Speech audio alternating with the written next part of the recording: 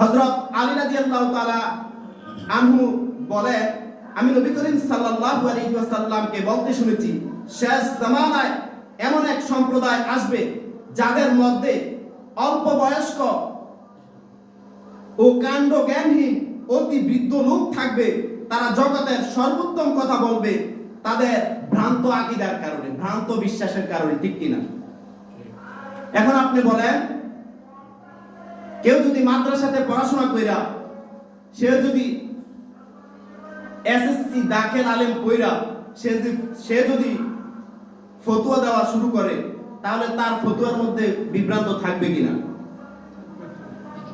সে ফাযিল কামেল করে নাই, সে ফিকহের কিতাবগুলো পড়ে নাই, সে আহকামে শরীয়তের দলিল আদিল্লা সে নিজে ইস্তেনবাত করার কোনো ক্ষমতা নাই তার, তাহলে সে কিভাবে মুফতিদের মতো ফতোয়া দিবে? যারা ছোট কাল থেকে দাখিল আলেম ফাযিল কামেল, যারা হাদিস নিয়ে পড়াশোনা করে, যারা ফিকহ নিয়ে পড়াশোনা করে, যারা তাফসীর নিয়ে পড়াশোনা করে, তারাও শরীয়তের বিভিন্ন দলিল আদিল্লা ইস্তেনবাত করতে তারা অনেক গবেষণা করতে হয়। কিন্তু আমরা এখন দেখতেছি খুব কম বয়সের মধ্যে পড়াশোনা না করে নিজেকে মুফতি দাবি করে। ঠিক কিনা? এটা কিয়ামতের আলামত।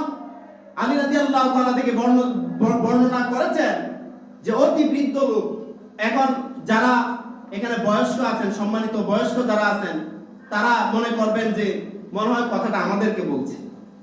আবার কাণ্ড জ্ঞানহীন, আসলে যারা কোরআনের আয়াতকে অস্বীকার করে নিজে ফতোয়া দিয়ে চালাই দিবে, তাদের কথা বলা হয়েছে। বলেন না নাউযুবিল্লাহ।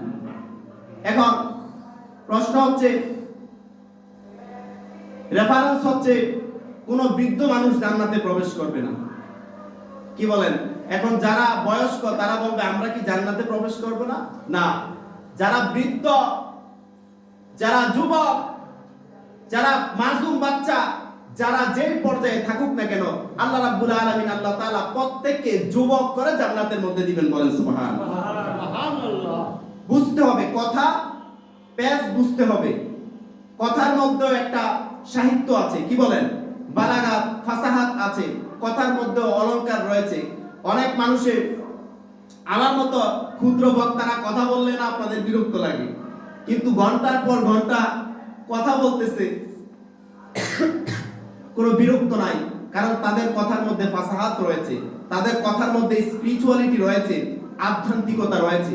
বলে অমুকের কথা মনে হয় যেন সারা রাত বসে থাকি। তো এই জন্য ইসলাম সম্পর্কে কোনো কিছু বলতে হলে চিন্তাধারা করে কথা বলবে। আলী রাদিয়াল্লাহু তাআলা থেকে বর্ণিত হাদিস, প্রিয় নবী সাল্লাল্লাহু আলাইহি সাল্লাম থেকে তিনি হাদিসটা শুনেছেন এবং বলেছেন, শেষ জামানার মধ্যে এমন এক সম্প্রদায় আসবে যাদের মধ্যে অল্প বয়স্ক ও কাণ্ড জ্ঞানহীন অতি বৃদ্ধ লোক থাকবে। তারা জগতের সর্বোত্তম কথা বলবে তাদের ভ্রান্ত আকীদার কারণে। তারা ইসলাম থেকে এমন ভাবে বের হয়ে যাবে যেমন ভাবে তীর শিকারকৃত প্রাণীকে ভেদ করে বের হয়ে যায়। তাদের ঈমান কণ্ঠনালীকে অতিক্রম করবে না। বলেন না নাউযুবিল্লাহ। এই হাদিসটা বুখারী শরীফ জিলদুস সানি দ্বিতীয় খণ্ডে পৃষ্ঠা নং 756 পৃষ্ঠা এবং হাদিস নং 4866 নং হাদিস।